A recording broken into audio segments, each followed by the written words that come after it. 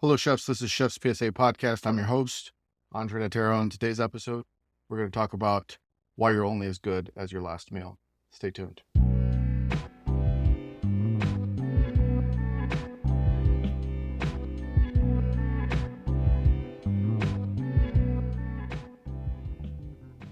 Now, before we get into it, let me give you a brief update. For those of you that missed the update last week, I have a free ebook that I just put out, Food Cost Mastery. It's on my website, chefspsa.com/books. You can get it for free. And it's a companion to the 3-part food cost episode I did a while back. Make sure you go get it. It's free. Like, you don't want free knowledge? What's wrong with you? The other thing, for those of you who speak Italian that have been waiting for the books, I just finished the last book's translation, literally right before I jumped on this podcast to start recording. How Not to Be the Biggest Idiot in the Kitchen. I'm going to publish it tomorrow, and it normally takes about 24 hours to go live. So by Monday, September 18th, the book should be live. So all the books are available in Italian, Spanish, and English. And as I just said, chefspsa.com/books. And so what's the reason for this episode? One, because I saw a post the other day by my friend from Sucio Talk, Chef David Sucio, and his post was, "You're only as good as your last meal." And it got me thinking, because I have a Chef's PSA that says, if you're only as good as your last meal, that means you could completely redeem yourself with your next. So as I mentioned earlier today, I was translating the How Not to Be the Biggest Idiot in the Kitchen, and I reread what I had written in the first book I ever wrote about how you're only as good as your last meal, but the redemption arc opportunity is there. It got me thinking I wanted to do an episode on this and talk about it a little bit, maybe to expand upon the subject and alleviate some of that pressure that people have because of that expression, you're only as good as your last meal. And let's break down what that means a little bit. The reason people say that is because what matters is now. The food that's in front of you today, the food that you're serving, what you're cooking at this moment, that's what matters. What you cooked before doesn't matter. What you plan on cooking tomorrow doesn't matter. The customer right in front of you is what matters at this moment. So with that being said, if the food that you're serving right now is not good, then the current impression, which may be the final impression from the person eating your food, will not be a good one. So in their mind, you're only as good as your last meal. And if the last meal wasn't good, well, then you're not good. Now, is that 100% accurate? No, not necessarily. Because maybe they've come to your restaurant 10 times, and 9 out of the 10 times it was exceptional, but the one last time it wasn't. Well, the person with common sense will say, maybe they had an off night. We have history with this person. Clearly, we've had good experiences there. They know how to cook. They must be having an off night. We'll be back. It will leave a little bit of a bad impression on their mind. Now, let's assume you're not the chef for a moment, and let's just say you're a cook on the line. Well, if the chef has no frame of reference with you, and they've never seen you cook before, and you put up food and it's not great, then that's their impression. You're only as good as that meal that you put up. That doesn't mean that you can't redeem yourself, but that means in the moment, that's the only thing they have to go off of. Now, if you're consistently putting up bad food, then they're going to determine that you're not a good cook or you're not a good chef. And you can't blame them, right? That's their impression of you. That's the only frame of reference that they have trying your food, and it hasn't been a good one. Think about it like this. Your restaurant comes highly recommended by a friend, and they go in and they eat, and you have an off night, and they have a terrible experience. They're going to say, you know what? I'm never going back there. It wasn't a good experience. You might like it, but I don't. And when people are paying their money, that's a consideration. A lot of people don't go out to eat 5 nights a week. Maybe it's someone that's on a budget, and they only go out to eat once a month. So that means they only eat at 12 restaurants a year. Now, if you're living in a primary market with a lot of good restaurants and they could only eat out 12 times, the likelihood of them hitting your restaurant twice is low. And it's probably 0 if the one time that they go, it's not great. So you have to keep that in mind. Every single guest that's coming into your restaurant, it might be the last time you ever see them, and it's the only time that you have an opportunity to make a good impression on them. You could even take that in context if you're doing an interview at a place, or maybe you're a stage, and I know stages are a controversial subject. So maybe you're the new cook, whatever the case may be, it's a new kitchen, but this is the only time they've seen you cook.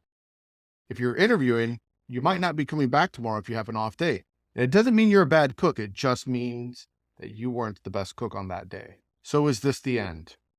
You serve a bad meal, you undercooked the chicken, you overcooked the steak, you sent out the dish a little bit too salty. It's not the end of the world.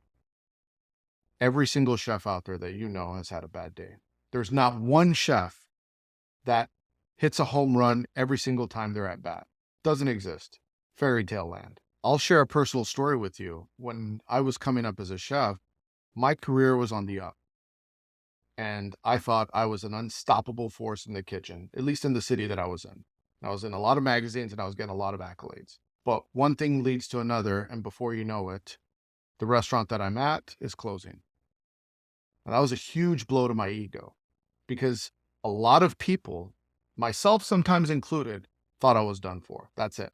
Done. Will not recover from this bad review or this bad service or this restaurant closure. That happens to a lot of chefs. But there's two ways that you could take that. One, you could take it as an opportunity to get better. Or two, you could take it as a literal failure and never come back from it. And this is where it becomes a critical choice for you. What are you going to do?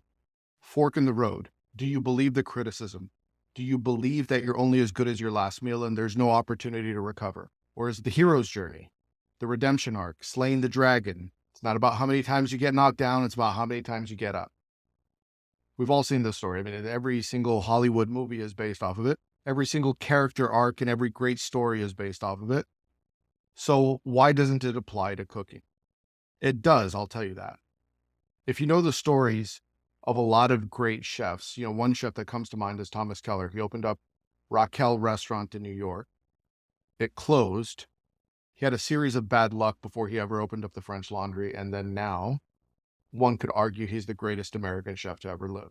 How many other chefs has that happened to? When I was down in the dumps years ago, because I had a bad review, a chef came up to me, a chef friend of mine, and really lifted me up and gave me encouraging words that I needed to hear at that time. He said, "This is the first time you've failed big. I've failed big lots of times. You have the night, cry into your beer, have a pity party, but tomorrow get back after it." Now, the fact of the matter is, tomorrow I didn't get back after it. It took me some time, but it was the message. It was the message that I could have accepted failure and given up then and there. And the truth of the matter is, a lot of chefs that I came up with aren't in the game anymore. And I'm not saying I'm in the chef game anymore. I mean, I'm chef podcasting or content creation, writing books. But I know many chefs that had a little bit of bad luck and never recovered from it. It's a common story in our industry. So when you're facing this situation, what do? Do you choose to recover or not? So if the expression is you're only as good as your last meal, then the reverse must be true also, right? You can't have one force without an equal and opposite force, right? This is the laws of the universe, right? Yin and Yang, so on and so forth, right? Dark and light, good and bad, etc. For those of you that might not know, and I think this to be true, so I could be wrong, but the yin and yang symbol has two fish on it, a black fish and a white fish. And within the two fish, there's a little dot of white in the black, and there's a little dot of black in the white. And they're chasing each other. And what that represents is there's always a little bit of opportunity for chaos in one or the other. The dark is always transforming into the light, and the light is always transforming into the dark. So what does that mean? That means, take this example for a moment. Let's say you're a chef who's never achieved much in their career. You've never put out a great meal. You've never had your own restaurant. You've never had any success at all. Your food is below average, nothing exceptional. But one day you just wake up and you decide, today is the day I'm going to change everything. And you write the best menu you've ever written. And you cook like you've never cooked before. And you create some amazing, beautiful food. And the right person walks into your restaurant and they try it for the first time. It could completely change the trajectory of your career. So everything that came before did not matter, because in one moment of brilliance, you created something exceptional. So then that's the message today. If you're only as good as your last meal, then greatness is really only one meal ahead. You have a complete redemption arc right in front of you. For the taking. What are you going to do with it? Are you going to sit there and let it slip through your fingers?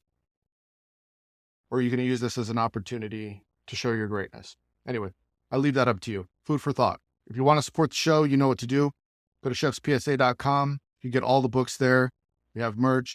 The Happy Cook hat is still available. T-shirts like Sucker Free Kitchens. It's going to be hoodie season, so you can get a couple of hoodies that I have available there as well.